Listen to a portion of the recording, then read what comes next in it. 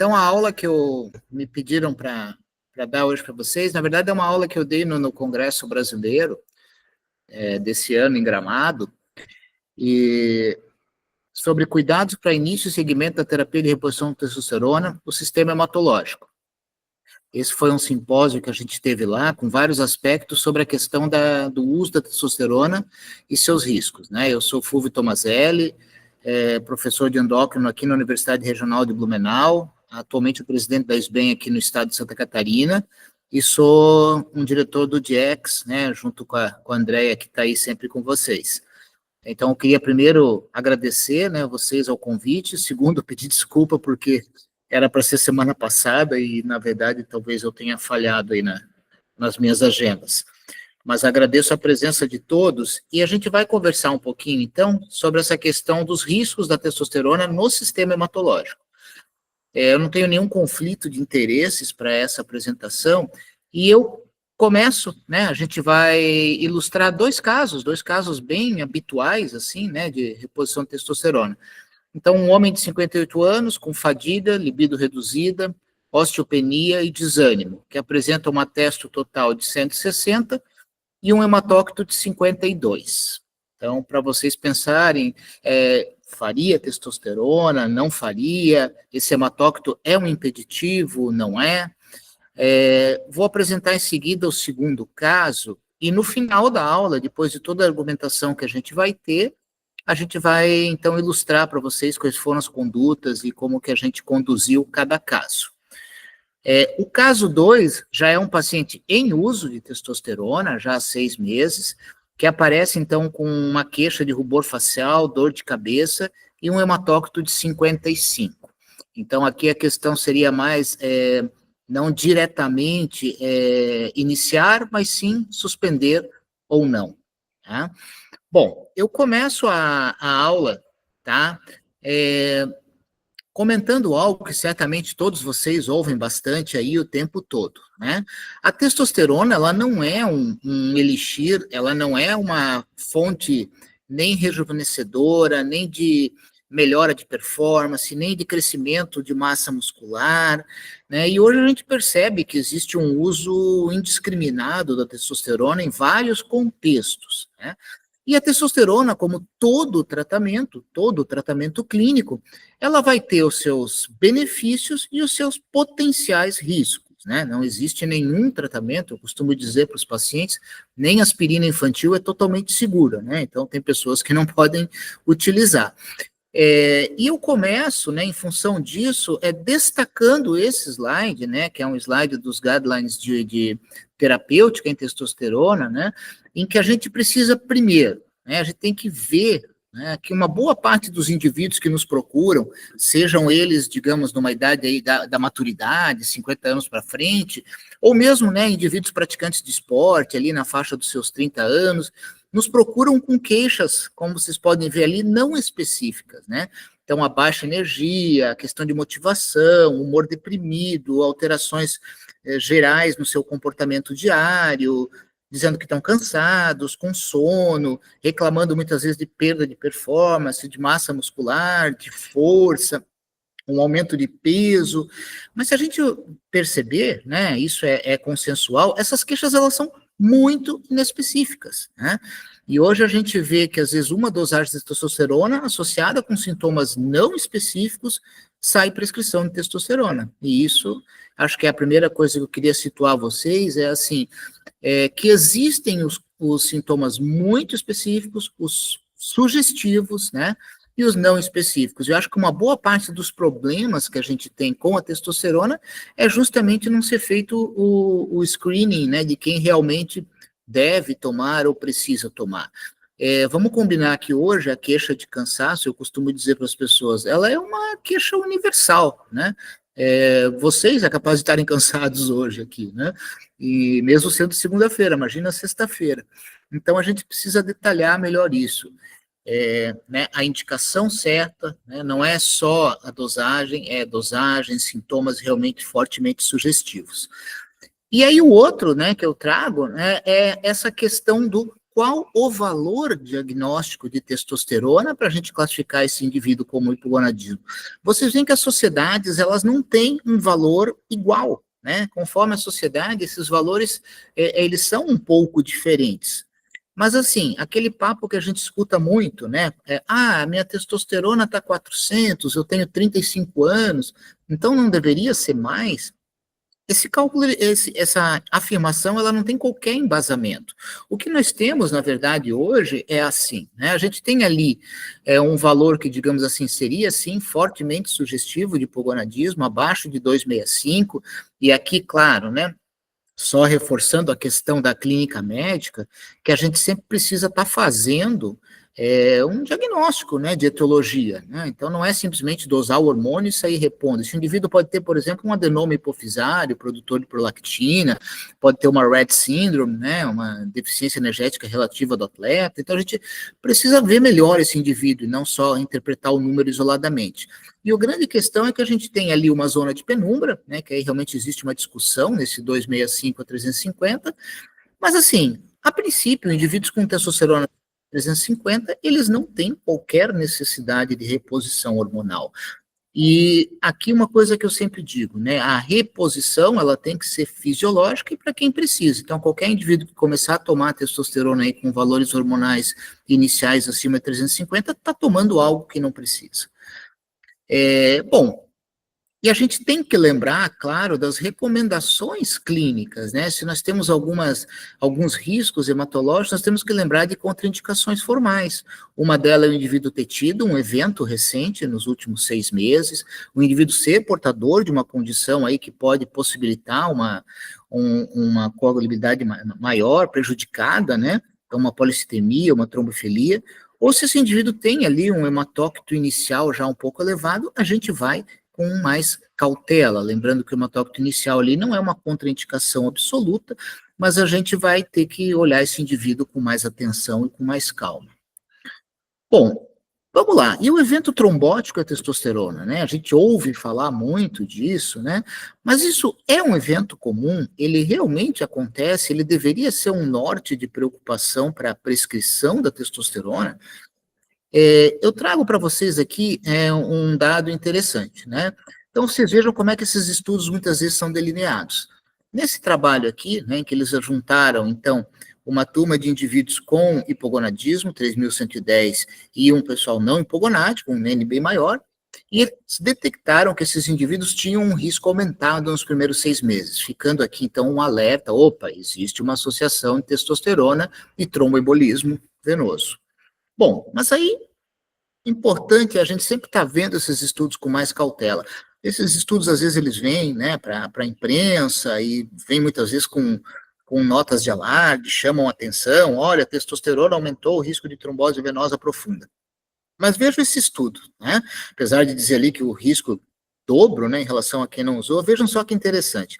O hipogonadismo aqui foi definido somente por um código de CID, não tinha dado laboratorial nesse levantamento, nem valor de testosterona, nem valor de hematócrito. A exposição era baseada nas prescrições preenchidas, quer dizer, tinha receita, supõe-se que tomou. Né? O paciente ele era comparado com si mesmo, e aqui certamente muitos vieses possíveis, né, por fatores variáveis ao longo do tempo, fumou, não fumou, história cardíaca, história de outros eventos, enfim. Então, vejam que, na verdade, um estudo desse sai dizendo que o risco aí é 2 vezes mais, e quando você vai analisar com mais calma o estudo, você vê que não dá para tirar absolutamente nenhuma conclusão dessa revisão. Bom, e tem outras revisões, né? Essa é uma revisão sistemática e uma meta-análise em que eles pegaram 6 ensaios clínicos randomizados e 5 estudos observacionais. É muito mais comum a gente conseguir dados, né, de estudos observacionais populacionais. E nessa meta-análise aqui fica bem claro que tanto no grupo dos ensaios clínicos randomizados, como nas coortes, né, nos estudos de caso controle, a gente não tem uma diferença, né, de risco de trombose entre quem usou e quem não usou. Nesse outro trabalho, veja o que é feito, né? Também uma meta-análise, né? Em que você tem ali 3 ensaios clínicos randomizados, com uma faixa etária de 50 a 74 anos, com diversas vias de intervenção, gel, oral e EM, por períodos distintos, 3 a 36 meses, E vocês vejam que, na verdade, o número de eventos tromboembólicos entre o grupo controle e o grupo de terapia de reposição de testosterona foi muito similar, né? E um número pequeno, demonstrando dessa forma que, a princípio, né, com a indicação correta, lógico, a terapia de reposição com testosterona não tem um risco aumentado de tromboembolismo, né? Mas é lógico, e aí vem, né, a diferença da gente fazer análise, né, médica detalhada desses pacientes. Claro que nós vamos ter que pegar cada indivíduo, observar aqueles fatores de risco e pesar se para aquele indivíduo ele pode ou não pode utilizar a terapia. Bom, esse é um outro trabalho que eu acho interessante, né? Porque ele traz vários ensaios clínicos randomizados e ele nos diz o seguinte: o ensaio clínico randomizado, a gente sabe que ele tem um poder científico melhor, né? Ele é mais bem delineado, a gente controla as variáveis, mas justamente ele também acaba sendo o quê? Ele acaba não sendo, muitas vezes, um reflexo daquele paciente que a gente tem no consultório. Então, vocês vejam que aqui eles selecionaram os pacientes, retiraram possíveis fatores de risco, né? Viram a questão da testosterona basal baixa ali para ver a indicação do tratamento. Quando a gente pega a turma que fez o estudo observacional, né? A gente vai ter uma população mais heterogênea, né? Com outras variáveis aí, a gente não consegue uma população tão selecionada para estudar uma questão específica que a gente quer. E acaba sendo, de uma certa forma, um reflexo melhor do consultório. Bom, mas aí o que acontece? Vejam que interessante, né? Quando a gente fala de eventos tromboembólicos venosos, né? Trombovenosa profunda ou embolia pulmonar, vocês vejam que, na verdade, não há qual uma diferença. É uma incidência muito baixa, 0,6 no grupo da testo, 0,5 no placebo, e sem diferença significativa, tá? E vejam que interessante, né? Em questão de mortalidade geral, uma tendência a menor mortalidade com o uso da testosterona. Lembrando, né, que são pacientes que tinham uma indicação formal do uso de testosterona, um diagnóstico estabelecido, né?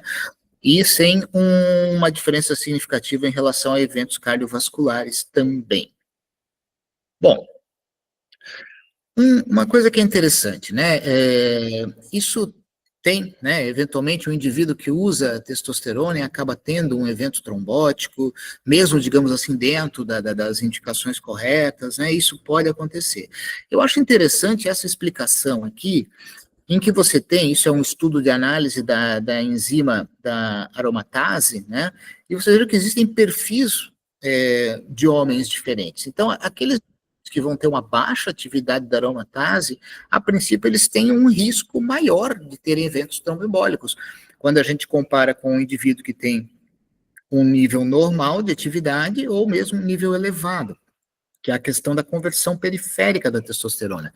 A grande questão, assim, é que a gente não faz esse tipo de análise, né, de atividade de enzima no dia a dia, isso não é prático, não é viável, né? Isso é um conceito de pesquisas, mas que é interessante a gente entender isso. Por que será que alguns indivíduos vão ter uma trombose, mesmo tendo usado a testosterona de forma adequada e segura, né? Existe aqui uma explicação dessa questão da enzima aromatase. Bom, e sobre a hipercoagulabilidade, né? Então, é verdade que a testosterona propicia um estado de hipercoagulabilidade e, consequentemente, eventos? Vejam que interessante, o indivíduo hipogonádico com uma baixa testosterona basal, ele tem alterações, né, num conjunto que a gente chama de potencial trombótico aumentado. E, por um outro lado, ele tem, digamos, os mecanismos contrários, que seriam os mecanismos de defesa da coagulação, reduzidos. Então, um cenário perfeito, vamos assim dizer, para esse indivíduo ter um evento trombótico. Isso no indivíduo com a baixa testosterona basal. E aí vejam nesse trabalho que interessante, que em relação a esse potencial trombótico, à medida que a gente aumenta a testosterona, mas claro, dentro de uma fisiologia, dentro de níveis normais, a gente tem uma redução desse estado protrombótico e, por um outro lado, a gente tem um aumento da antitrombina, que é um marcador, digamos assim, antitrombose, né? Então, a gente consegue aqui um efeito sinérgico que, a princípio, seria benéfico.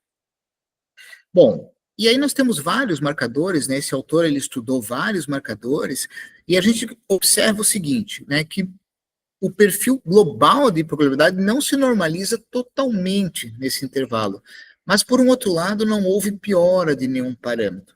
Então, o indivíduo hipogonádico, ele tem um estado de hipercoagulabilidade, alguns marcadores relacionados a isso não melhoram, mas, assim, não há piora, né? E, de uma certa forma, então, aqui a gente consegue entender o quê? A gente consegue entender que no indivíduo hipogonádico, não repor a testosterona tem, sim, um risco aumentado de eventos trombóticos, né?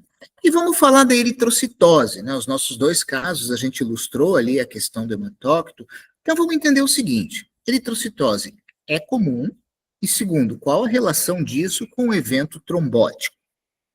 Bom, então, esse é um estudo, né, uma análise transversal que foi feita com 6.670 indivíduos acima de 18 anos que utilizavam testosterona nas diversas formas possíveis. E o que é observado nesse trabalho? O que é observado nesse trabalho é que, assim, existe uma incidência aumentada, né, de hematócritos acima de 50, 52 e 54, já uma minoria dos casos, tá? E que parece que essa relação, né, de aumento de hematócrito e valores de hematócrito mais altos, ela se torna expressiva com níveis de testo acima de 800. E no nossa prática clínica diária, esse não é o nosso alvo terapêutico, né? Porque isso já está no extremo da normalidade, extremo superior, tá? Claro que vai variar um pouquinho aí de laboratório para laboratório, mas o que se preconiza é que a gente tente deixar essa testosterona num valor intermediário, né? Não nesses valores mais próximos do limite superior, onde passaria a haver um risco maior do hematócrito subir. Bom, e aqui o que a gente consegue perceber, né? Aqui é uma questão da gente entender as formas de apresentação de testosterona, se há uma diferença ou não. Assim como a gente sabe que existe uma diferença entre as formas de reposição estrogênica em relação a riscos de trombose, levar hematócrito e tal, para a testosterona parece que as formas parenterais, injetáveis, elas têm realmente um incremento maior do hematócrito em relação aos PET e os gels, né? Então, existe, sim, digamos assim, uma relação com a via que vai administrar, né? Então, uma recomendação clínica que fica é que, assim, se preferir formulações transdérmicas naqueles pacientes que apresentem já uma eritrocitose, mesmo que mais discreta, inicial, ou que tenham algum risco de trombose. E aqui, claro, né, gente, vai ser sempre um peso, né, do médico clínico ver risco e benefício vai ou não repor testo naquele indivíduo. Bom, e não tem como não falar dessas questões cardiovasculares e trombose e não falar do estudo Traverse, né? Então, o estudo Traverse é um estudo bem conhecido já, publicado em 2023 no New England, em que o que acontece? Foi estudada uma população com altíssimo risco cardiovascular, mais da metade desses indivíduos já com uma doença cardiovascular prévia manifesta, a grande maioria deles hipertensos, dislipidêmicos, diabéticos, obesos, e ainda um percentual significativo de indivíduos tabagistas. Então, quer dizer, né, toda o conjunto aqui ruim esses pacientes tinham, né? E é importante destacar, né, qual foi a população estudada. Então, era uma população que tinha um diagnóstico hormonal estabelecido de hipogonadismo, pelo menos 2 medidas, abaixo de 300. O alvo foi manter esses indivíduos entre 350 e 50, e a média geral de tratamento ficou entre 450 e 500, né? Então, 5.246 homens, idade 45 a 80 anos, tá? E que foram seguidos aí por 2 anos e meio, mais ou menos, né? Até 33 meses, desculpa, um pouquinho mais até, 2 anos e 9 meses, né? E aí vejam que interessante, realmente a incidência de eritrocitose no estudo Traverse foi alta quando a gente compara com o placebo, né? E principalmente no início, tá? E depois esses indivíduos acabaram tendo um hematócrito que reduziu, mas de qualquer forma tem, né, um aumento aí significativo do hematócrito médio em relação ao grupo placebo, tá? De 46,7 contra 43,2. Tá, mas de o que isso se reflete em termos de risco, né, dessa terapêutica para esses pacientes, né? Porque subir o hematócrito por si só, isso chega a ser um risco, isso, né, o que a gente vai ter de repercussão? Aí vocês vejam aqui que quando a gente vai falar de evento tromboembólico, não há uma diferença significativa entre o grupo placebo e o grupo que fez TRT, né? Lembrando que no Travércio a formulação era gel, né? Mostrando que, assim, não há, a princípio, um impacto clínico de relevância, além de ter subido um pouco o hematócrito. E claro, né, gente, aqui a gente está falando de um estudo, várias pessoas, né, cabe ao médico ir lá naquele indivíduo específico e ver, né, se tem alguma particularidade, o que eu vou ter que fazer com aquele indivíduo. Aqui nós estamos falando de suspensão, de espaçamento, enfim. Bom,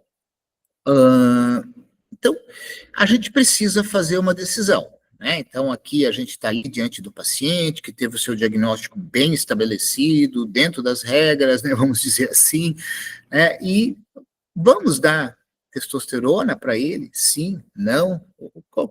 Quanto que o hematócrito vai nos pesar nessa decisão, tá? Então, assim, né, eu sempre falo que essas regras de macete, elas são nortes, né? Claro que cada paciente vai ser individualizado. Mas abaixo de 50 dá para iniciar ou para continuar o tratamento. Entre 50 e 54 é uma questão aí de verificar, né? Se vai espaçar dose, se vai diminuir dose, monitorar esses pacientes de perto com um novo hematócrito e dar preferência, obviamente, para via gel. E acima de 54, a princípio, não iniciar ou suspender, né? Aí a questão da flebotomia pode ser avaliada ou não, e se for o caso, baixando o hematócrito, esse indivíduo pode ter uma reintrodução da testosterona com a devida cautela. E aí, o que foi feito, né? Então, no caso clínico 1, tá? Então, um homem de 58 anos, né, com queixas ali de fadiga, libido reduzida, osteopenia, ali, desculpa, gente, não era anemia, era queda de performance, tá? Ele não tem anemia, obviamente, com hematócrito de 52, tá? Então, esse paciente, ele é considerado como um paciente de risco moderado, tá? E a sugestão é não usar a via intramuscular, monitorar esse hematócrito em 4, 6 semanas e iniciar com o gel transderme. Bom, em relação ao caso 2, tá?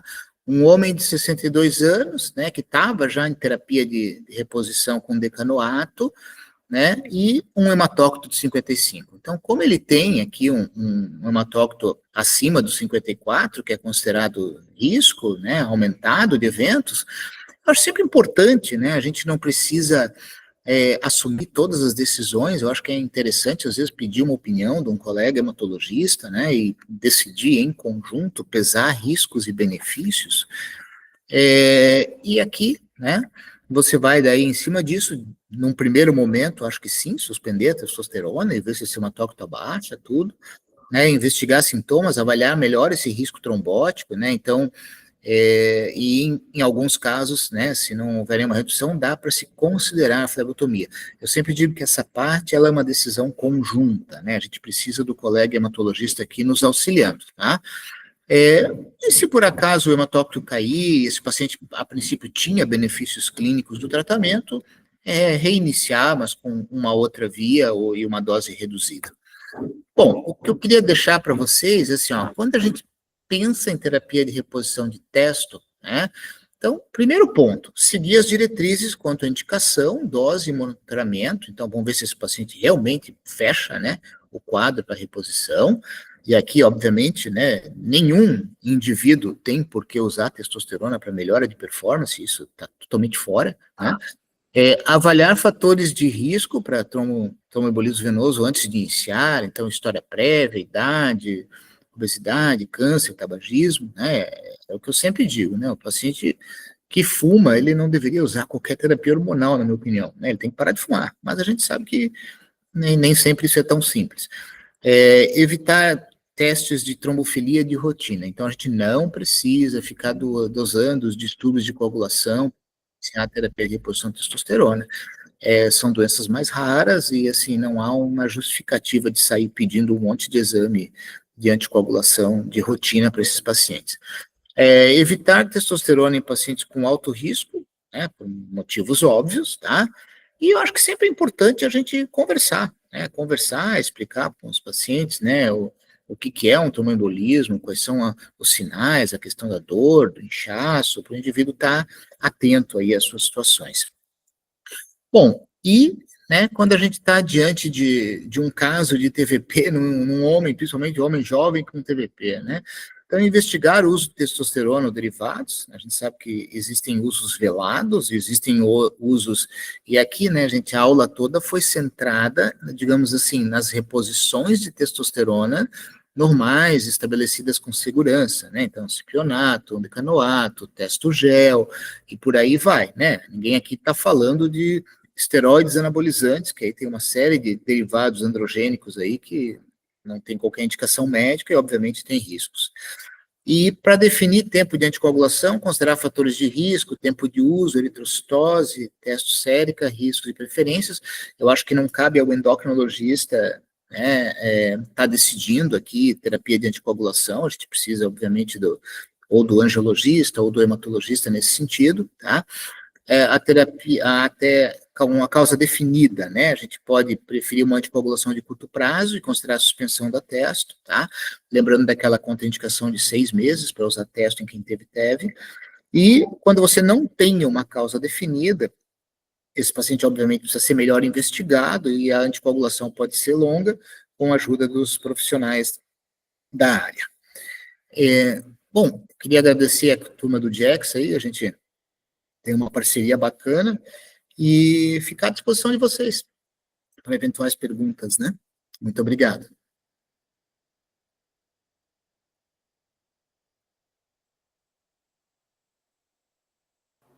Excelente, Fúvio. Muito bom. A gente assistiu essa sua aula no congresso, né, do CEBAEM, foi muito boa. Alguém tem alguma dúvida, pessoal? Eu tinha uma questão aqui, Fúvio, sobre isso. Como é que você conduz um caso, assim, eu pego muitos pacientes com obesidade grau 3, né? Então, fizeram cirurgia bariátrica, e aí eles começam a perder peso, e aí eles sofrem aquelas influências de academia, de querer iniciar o uso de testo para não perder mais massa muscular, e aí não ficar tão flácido, né? Como é que a gente pode conduzir pacientes que são pós-bariátricos sobre essa questão dessa justificativa, né? Olha, eu preciso tomar testo porque eu não quero perder músculo, né? Eu estou perdendo massa muscular muito rápido. Como é que você conduziria essa situação, hein?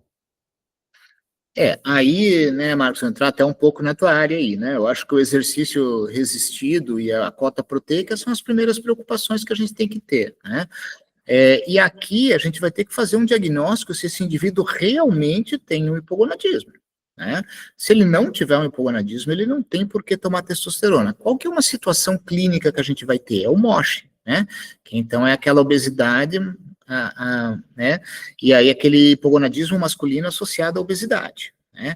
E aqui realmente esses indivíduos pode ser que tenham, né? E fica sempre um questionamento. O que que eu acho, assim, né? Num primeiro momento, o que que acontece? Na MOSH, à medida que o indivíduo vai perdendo peso de uma forma significativa, a tendência natural é que a testo dele suba, né? Agora, se essa testo não subir, a gente pode, sim, fazendo o diagnóstico de MOSH, usar a testosterona. Mas aí, pensando em tratar o hipogonadismo dele, né? Então, agora, se o indivíduo está com uma testosterona normal, não é a testosterona que vai preservar a massa muscular dele, né? E a gente observa muito isso, né? Claro, o bariátrico é sempre um indivíduo mais extremo, né, Marcos? Mas a gente observa muito isso no obeso que perde peso e a testosterona naturalmente sobe. Eu acho que o maior erro das academias né, às vezes, não diria das academias, mas enfim, de conduta, né? É isso, né? O indivíduo chega lá, acima do peso, uma testo baixa, vamos te dar uma testo aí para dar uma animada. E isso está errado, né? Aí a maior parte dos problemas está nisso, né? Na má indicação. E a disseminação, né, descontrolada, inclusive para o público feminino também, né? Bem, É, é isso que você falou, né? Todo mundo vai ter cansaço, tá todo mundo estressado, todo mundo está dormindo mal, né? Isso faz parte do processo, né? faz, Não faz é, parte. não é entrar com um hormônio que vai resolver, né? E só lembrando, né, assim, que também você tem que fazer a investigação adequada, né? Existem doenças endócrinas, claro, que podem fazer o indivíduo ter o cansaço pode interferir nos níveis de testosterona, por exemplo, hipotireoidismo, uma doença comum, né? Um hipotireoidismo bem descompensado, ele pode alterar eixo gonadal, ele pode dar um monte de sintoma de cansaço, de fadiga. Outra situação comum nessa população é a apneia do sono. Então, sabe, a gente tem que, às vezes o que eu vejo é uma coisa muito focada, né? Vamos dosar testosterona, tá baixa, tem sintoma, vamos lá.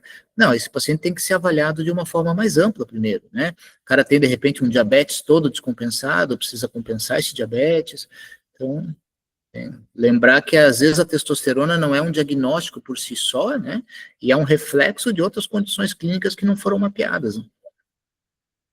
E pegando esse gancho, Fulvio, você falou da obesidade que vai gerar esse processo de redução da testo. A gente consegue identificar outras doenças sistêmicas, né, endocrinológicas, que vão provocar essa redução da testo, ou vão aromatizar mais a testo? Consegue, né? Eu acho assim, ó, screening básico, né? Você vai dosar prolactina, vai dosar a função tireoidiana, né? E eu acho que vale a pena também fazer FSH e LH nesses indivíduos, né? Para, de repente, pensar numa causa central. Então, né? E quando couber, como eu digo, né? Fazer aí uma ultrassom dos testículos, né? Tem outras questões aí que a gente pode estar olhando. Muito bom, muito bom. Pessoal, alguém tem alguma dúvida, algum questionamento ou alguma contribuição que queira expor aqui? Aproveitem o Fulvio aí.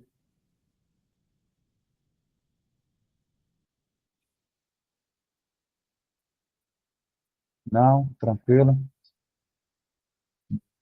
Ó, a Hillary colocou aqui, ó. Ótima aula. Uhum. Beleza. Fulvio, você quer acrescentar mais alguma questão? Não, acho que é isso, né? Agradecer a oportunidade. Eu acho que a mensagem ficou bem clara, né? De que assim, ó, basicamente a gente tem que ver se a indicação está adequada. Acho que isso resolve uma boa parte dos problemas, né? Dar preferência com hematócritos mais elevados para a via, né? Hematócritos mais elevados ou algum eventual fator de risco para a via transdérmica, né? E muitas vezes fazer realmente aí uma decisão compartilhada, né, com outro profissional, hematologista, para situações pontuais, né? Excelente, excelente. Adoro essas take-home messages aí no final. A gente consegue dar um direcionamento legal, legal. Muito bom. Obrigado, Fulvio. Gente, Imagina. a aula vai ficar gravada, né? Se vocês não seguem as redes, sigam nossas redes, a Endócrino do Exercício do YouTube, e a gente se vê na próxima, então. Tá certo. Muito obrigado. Obrigado, Fulvio. Muito bom, muito bom. Até Parabéns. mais. Tá, joia. Tchau,